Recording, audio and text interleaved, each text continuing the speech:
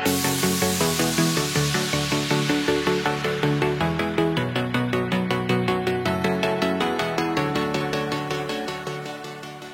semuanya, ketemu lagi sama gue Aditya Hadi di podcast buku nomor 1 di Spotify Indonesia, podcast buku kutu yang didukung oleh jaringan Potluck Podcast. Bagi kalian yang baru pertama kali dengerin podcast ini, podcast buku kutu adalah sebuah podcast yang membahas tentang berbagai hal menarik dari dunia literasi, biasanya berupa review buku, obrolan dengan penulis atau penerbit, serta hal-hal lain yang seru untuk dibincangkan di dunia buku.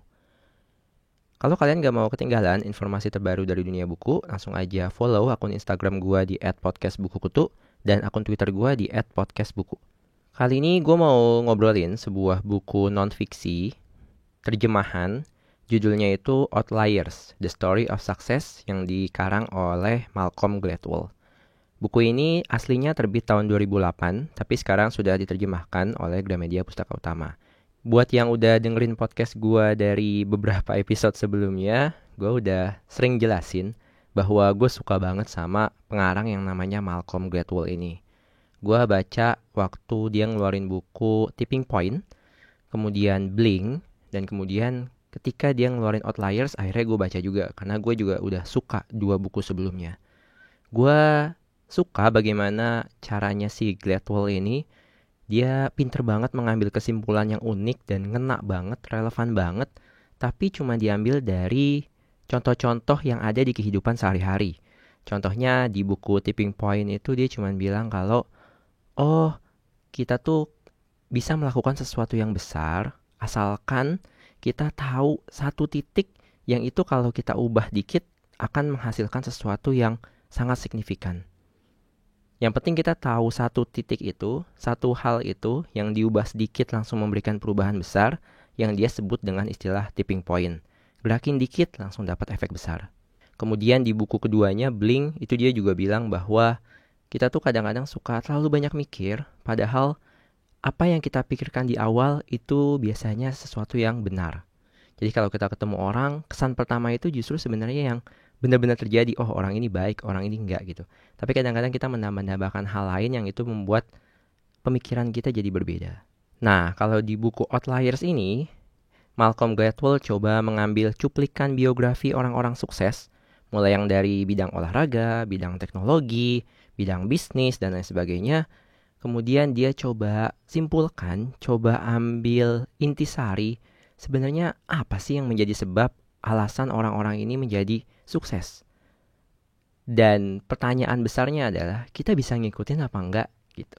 Dia membawa beberapa cerita di sini. Yang pertama adalah soal olahraga, yaitu khususnya di olahraga ice hockey.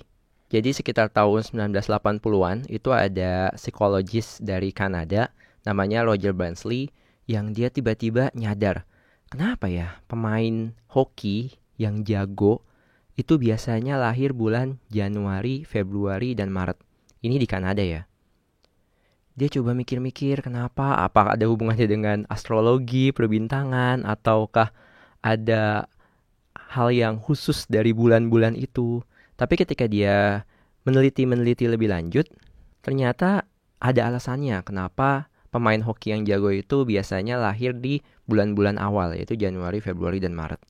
Karena ternyata di Kanada itu, setiap kali ada anak kecil dari bawah yang mau masuk ke klub hoki, mau belajar gimana caranya jadi pemain hoki profesional, itu ada limit kapan dia boleh daftar. Dan tanggal itu adalah tanggal 1 Januari di setiap tahunnya. Jadi misalnya contoh, ada klub junior yang minimal usia kalau anak mau masuk ke situ adalah 10 tahun misalnya. Maka anak yang lahir tanggal 2 Januari, otomatis dia nggak bisa masuk lebih cepat karena usianya masih misalnya 9 tahun 364 hari gitu kan. Jadi belum genap 10 tahun dia nggak bisa masuk. Akhirnya dia baru bisa masuk tahun depannya. Yang which is artinya usia dia pasti paling tua di antara anak-anak seangkatannya. Jadi bandingin sama anak yang ulang tahun di bulan Desember. Nah, ketika dia habis ulang tahun bisa langsung masuk klub hoki itu kan. Tapi kalau yang lahir tanggal 2 Januari, 3 Januari, pas habis batas masuk klub hoki tersebut, itu dia harus nunggu tahun berikutnya, yang artinya dia jadi orang paling tua di klub tersebut di dalam satu angkatan. Dan karena olahraga itu sifatnya fisik banget, jadi perbedaan usia itu sangat menentukan. Orang yang paling tua tadi, yang lahir di bulan Januari, Februari, Maret tadi, otomatis di angkatannya dia akan lebih menonjol, dia akan jadi lebih jago dibanding teman-teman satu angkatan dia. Dan dengan begitu dia akan stand out terus, dia bisa masuk seleksi tim yang lebih senior, dia bisa kemudian menarik perhatian pencari bakat yang sedang mencari pemain-pemain baru untuk klub mereka, dan seterusnya. Itulah mengapa akhirnya terbentuk bahwa pemain-pemain hoki yang jago dari Kanada itu biasanya lahir bulan Januari, Februari, dan Maret. Itu baru satu contoh. Kemudian contoh yang kedua. Di sini Malcolm Gladwell ceritain kisah tentang Bill Joy. Bill Joy itu adalah salah satu tokoh yang penting di dunia internet. Diceritain bahwa waktu itu ketika dia kuliah, itu kampusnya baru buka computer center. Yang akhirnya si Bill Joy ini suka banget nongkrong di sana. Dia adalah salah satu orang pertama yang tanda kutip terpapar dengan teknologi yang namanya komputer. Dan akhirnya ketika lulus, dia mendirikan sebuah perusahaan yang mungkin masih terkenal sampai sekarang, yaitu Sun Microsystem. Dan mungkin hal itu nggak akan terjadi kalau Bill Joy ini lahir di tahun yang berbeda, masuk kuliah di tahun yang berbeda, atau kuliah di tempat yang berbeda. Itu dia nggak akan dapat tanda kutip privilege itu. Dan mungkin dia nggak akan mendirikan sebuah perusahaan teknologi besar seperti Sun Microsystem. Kemudian Malcolm Gladwell berusaha mencari cerita-cerita lain, dan ternyata hal yang sama itu juga terjadi sama yang namanya Bill Gates. Ya, founder dari Microsoft. Jadi Bill Gates itu emang dia udah terpapar programming itu bahkan sejak kelas 2 SMP. Waktu tahun 1968. Jadi dia mendapat pengetahuan tentang programming, tentang komputer itu jauh lebih awal daripada orang-orang lain. Jadi nggak heran ketika dia di umur yang matang, dia akhirnya punya ide, ayo kita bikin Microsoft. Lebih jauh lagi, Malcolm Gladwell coba membandingkan kira-kira usia tokoh-tokoh penting di bidang teknologi itu relatif sama nggak sih? Dan ternyata benar. Ketika dia ngomongin Steve Jobs, ketika dia ngomongin Bill Gates dan tokoh-tokoh lain, itu rata-rata lahir di tahun 1950-an. Jadi Steve Jobs itu lahir tahun 1955 kalau nggak salah. Jadi di sekitar-sekitar situ, tokoh-tokoh lain di bidang teknologi juga lahir. Apa alasannya? Apa ada yang spesial dengan tahun-tahun tersebut? Apakah menurut CEO-nya itu emang yang paling bagus? Enggak. Sesimpel karena mereka lahir di waktu saat teknologi yang bernama komputer itu baru muncul. Mereka tumbuh besar saat teknologi itu tengah berkembang. Dan ketika teknologi itu udah menjadi sesuatu yang mainstream, ya mereka adalah orang pertama yang mengerti tentang teknologi itu dan bisa mencari keuntungan dari teknologi itu. Hal yang sama juga terjadi bukan di komputer aja, tapi juga di waktu revolusi industri, ketika mesin uap ditemukan, kemudian ketika perkembangan ekonomi di Amerika Serikat, ketika Wall Street itu pertama kali muncul, yang orang-orang yang matang pada saat itu, orang-orang yang emang sedang usia yang produktif di saat itu, mempunyai keuntungan, mereka bisa menjadi seseorang yang lebih memahami tentang teknologi atau bisnis tersebut, dan akhirnya mereka bisa menjadi orang yang besar. Mereka bisa mendapat prestasi yang jauh lebih baik, jauh lebih maju dibanding orang-orang lain yang lahir sebelumnya atau mungkin lahir belakangan. Jadi dari dua cerita itu,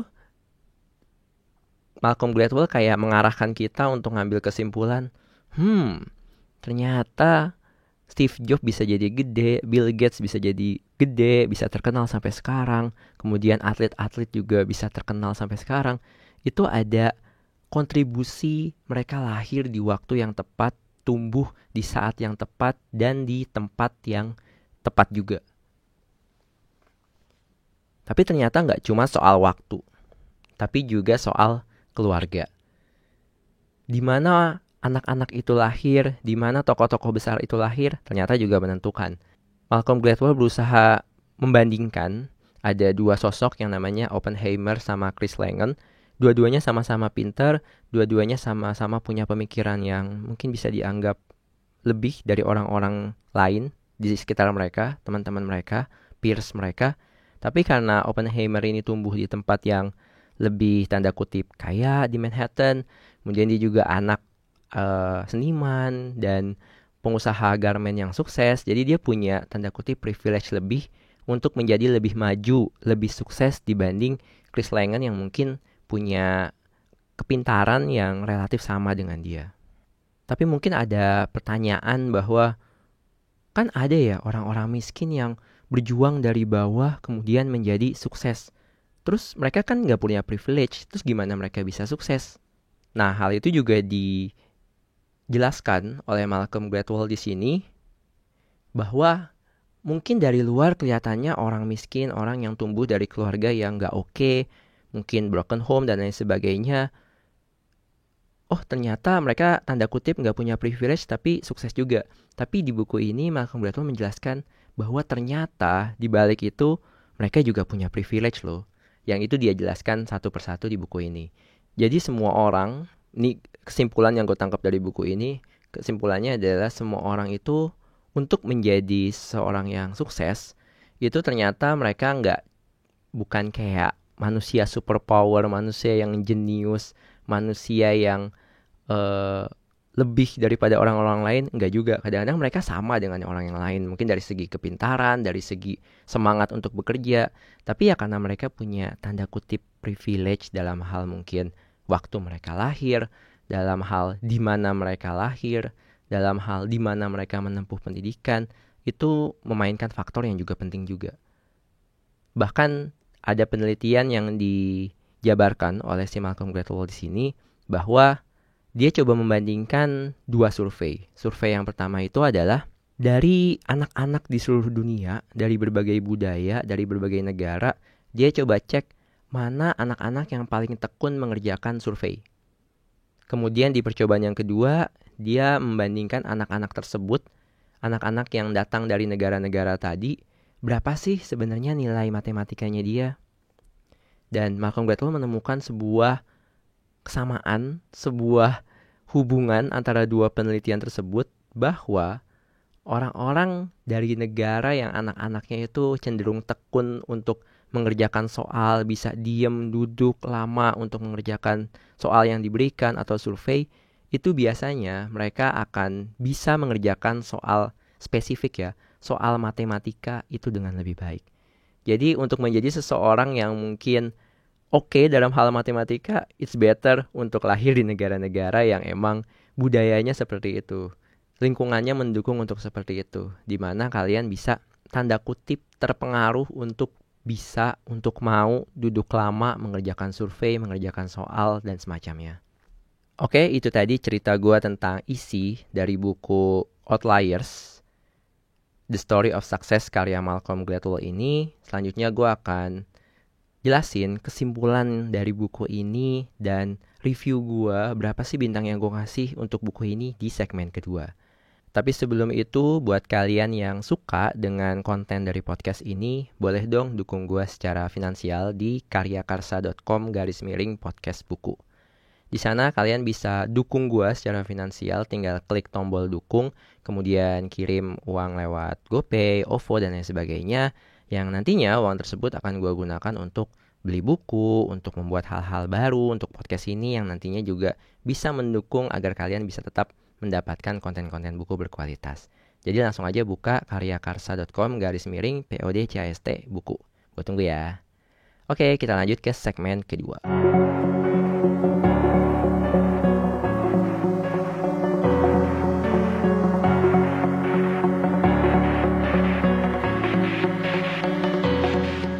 Untuk buku Outliers, The Story of Success karya Malcolm Gladwell ini, gue bisa ngasih 4 dari 5 bintang. Gue suka banget gaya berceritanya. Kalau yang belum tahu atau belum pernah baca buku-bukunya Malcolm Gladwell, dia tuh biasanya mengawali buku dengan cerita-cerita tentang sejarah, tentang biografi orang yang emang pengen dia ceritain. Kemudian dia coba menyimpulkan, apa sih yang bisa ditangkap dari sini? Gitu. Kemudian di bab selanjutnya dia cerita lagi, apa sih yang bisa ditangkap dari cerita itu, yang masing-masing cerita itu akhirnya membuat sebuah kerangka yang itu menjadi satu kesatuan, sebuah ide yang itu merupakan intisari dari buku tersebut. Jadi kalau di tipping point itu kan soal ada satu hal yang bisa kita ubah yang itu bisa memberikan pengaruh besar. Kalau di buku Blink itu adalah soal bagaimana kita bisa menangkap sesuatu yang penting di awal kali kita bertemu dengan seseorang atau sesuatu. Sedangkan di Outliers ini adalah soal bagaimana orang-orang sukses itu ternyata ada tanda kutip sesuatu di belakangnya. Tapi sayangnya gue nganggep di buku Outliers ini hubungan tersebut kayak kurang koheren, kayak kurang berhubungan. Jadi kayak cerita-cerita, terus dia kayak ngambil kesimpulannya di mana gitu. Yang itu kayak menurut gue susunannya perlu nggak bisa diperbaiki juga sih. Tapi menurut gue kalau lebih baik gue bisa lebih menikmati. Seperti di buku-buku yang Tipping Point, Blink itu gue suka. Tapi di sini rada miss lah. Tapi overall gue masih bisa menikmati. Dan selain itu, seperti gue bilang, temanya yang diangkat itu oke banget. Jadi di buku ini tuh nunjukin bahwa ternyata orang-orang sukses kayak Steve Jobs, orang-orang sukses kayak Bill Gates, kayak atlet-atlet yang oke, kayak orang-orang yang bisa berhasil di bidang bisnis dan lain sebagainya, itu ternyata mereka bukan superhero. Mereka bukan orang yang punya kekuatan superpower. Mereka bukan orang yang punya natural ability untuk menjadi orang yang hebat. Enggak. Mereka terkadang hanya orang biasa, cuman emang ada hal-hal tertentu di lingkungan mereka yang mendukung mereka untuk bisa jadi sukses. Terus mungkin ada pertanyaan, gimana dong Dit? Kita kan mungkin gak bisa milih buat lahir di tanggal berapa, gak bisa milih untuk lahir di keluarga seperti apa. Apa yang bisa kita lakuin? Ya, kita mesti bisa membedakan dulu sebenarnya apa hal-hal yang bisa kita ubah dan apa hal-hal yang gak bisa kita ubah. Oke lah, kita gak bisa milih tanggal lahir. Tapi, coba bayangin ya, kalau kalian jadi orang tua, kalian pasti bisa kan menentukan, ya walaupun ada campur tangan takdir dan Tuhan di sini ya, tapi relatif saat ini kalian bisa menentukan kapan anak kalian bisa lahir. Tanda kutip ya, bikinnya kapan kan kalian bisa tentukan. Kemudian tanggalnya pun sekarang kalian bisa tentukan dengan cara mungkin lahir sesar gitu.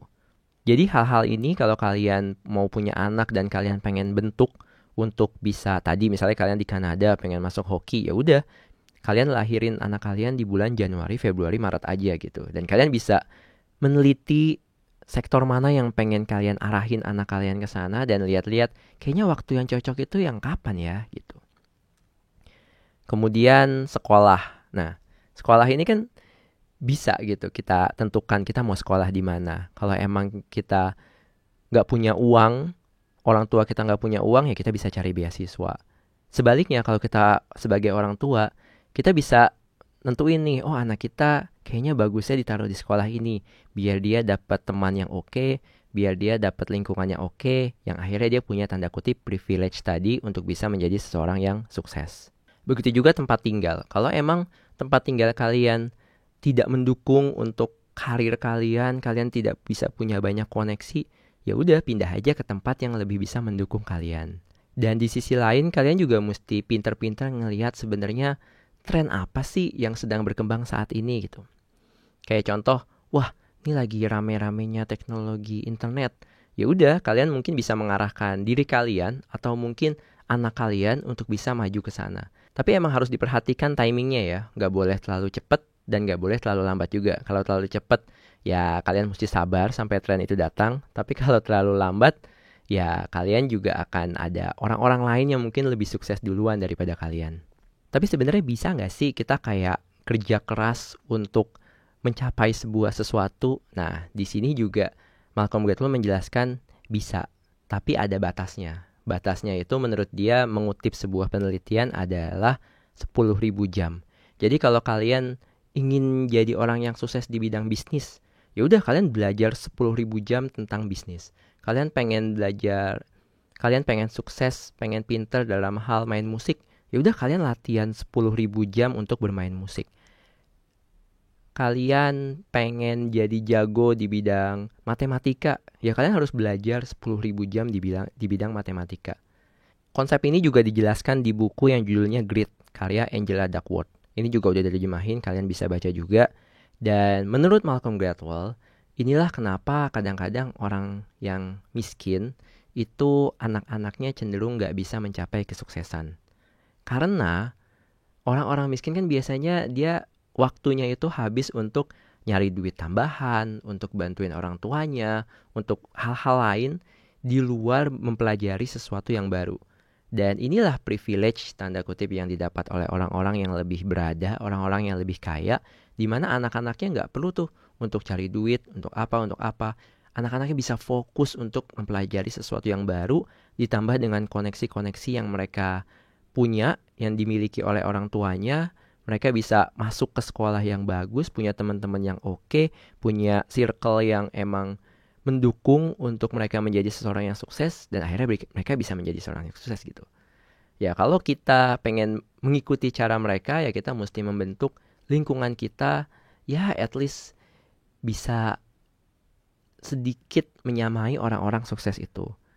Jadi kalau kita misalnya emang harus cari kerja tambahan, ya kita luangin waktu untuk mengenal orang-orang yang lebih sukses. Mungkin bisa kita dapat network dari sana. Kita mungkin harus emang ekstra kerja keras untuk ngeluangin waktu belajar hal-hal yang baru yang menurut kita akan jadi tren, di mana kita akan jadi expert di bidang itu. Sehingga kuota tanda kutip 10.000 jam tadi akan terpenuhi dan kita bisa menyamai kesuksesan dari orang-orang yang punya privilege tadi. Jadi ada satu kalimat yang ngena banget buat gua di buku ini. Kata Malcolm Gladwell, "Success depends on a series of cultural and other factors that are mostly beyond your control." Sukses itu ditentukan oleh rangkaian faktor budaya yang teknis maupun non-teknis, yang itu mayoritas di luar dari jangkauan kalian, alias kalian gak bisa ubah sama sekali. Mulai dari waktu lahir, di keluarga apa kalian lahir, di lingkungan apa kalian lahir, mungkin di sekolah mana orang tua kalian masukin, itu kadang-kadang atau bahkan mayoritas itu di luar dari jangkauan kalian. However, tapi, kata Malcolm Gladwell, the thing that is totally within your control, hal-hal yang benar-benar ada di dalam kontrol kalian, is how much effort you put in. Di situ kalian mesti kerja keras, kalian mesti luar biasa mencurahkan waktu dan tenaga kalian. Begitulah cara untuk kalian bisa menjadi sukses. Jadi mesti dibedain mana yang bisa kalian ubah dan mana yang gak bisa kalian ubah. Yang gak bisa kalian ubah, ya udah biarin aja. Nah, yang bisa kalian ubah, kalian harus kerja keras, kalian harus kejar, kalian harus mencurahkan waktu dan tenaga kalian untuk mengubah itu. Begitulah cara untuk menjadi sukses. Kita tahu latar belakang kita masing-masing beda. Kalau yang udah punya privilege dalam bentuk kekayaan, keluarga yang baik, dan lain sebagainya, bersyukurlah dan manfaatkanlah privilege tersebut untuk mencapai kesuksesan. Tapi bagi yang gak punya privilege tersebut, kalian gak usah mikirin privilege yang dimiliki oleh orang lain. Pikirin aja apa yang bisa kalian ubah dan fokus, kerja keras, curahkan waktu dan tenaga kalian di situ. Dengan begitu kalian juga bisa menjadi orang yang sukses. Ya, itu tadi kesimpulan yang gue tangkap dari buku Outliers, The Story of Success karya Malcolm Gladwell. Sebelum gue tutup, ada informasi yang mau gue sampaikan, yaitu tentang event yang diadakan oleh Gramedia Pustaka Utama, khususnya dari lini non-fiksi, yaitu acara Mari Bincang Buku yang akan diadakan hari Sabtu tanggal 14 Maret 2020. Acaranya akan diadakan di Coffee Gramedia Matraman Lantai 2 Jakarta dari jam 3 sampai jam 5 sore. Di situ ada acara adu buku di mana reviewer akan berkompetisi dan hadirin bisa menentukan siapa yang memberikan review terbaik. Kemudian ada bocoran buku yang akan terbit dan tips mengulas buku ala Bookstagrammer. Kalau mau ikutan langsung aja registrasi di bit.ly/Mari Bincang Buku. Gue juga akan ada di sana, jadi buat yang akan datang, sampai ketemu. Ya, I think that's all. Jangan lupa untuk follow podcast ini di Spotify, Google Podcast, atau Apple Podcast. Selain itu, podcast buku itu juga ada di YouTube. Caranya langsung aja buka kanal Potluck Podcast dan cari konten yang ada judulnya Buku Kutu. Jangan lupa untuk dukung podcast Buku Kutu dengan cara share konten podcast Buku Kutu di Instagram, Twitter, di macam-macam sosial media kalian, di TikTok juga boleh. Dan jangan lupa dukung gue secara finansial di karyakarsa.com/podcastbuku biar gue bisa terus memberikan konten-konten buku yang menarik buat kalian. I think that's all. Thank you for listening. See you and ciao.